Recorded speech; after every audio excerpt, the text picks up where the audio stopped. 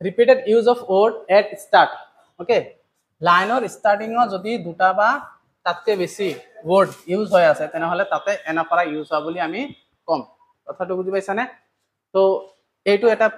কবিতাৰ ষ্টেঞ্জা হয় তাতে কি চাইছো চোৱা I want to play I want to run I want to love all day তো ইয়াতে আই ৱান্ট ইয়াতে আমি কি পাইছো এইটো সেন্টেন্সৰ ষ্টাৰ্টিঙৰ যিটো ৱৰ্ড পাইছো আমি এইটো সেন্টাৰো সেম পাইছো ইয়াৰো পাইছো তাৰ মানে যদি কোনোবা প্যাৰাগ্ৰাফ কোনোবা ষ্টেঞ্জাৰ মাজত তাৰ দুটা বা তিনটা লাইন আছে ঠিক আছে তাৰে যদি ষ্টাৰ্টিঙৰ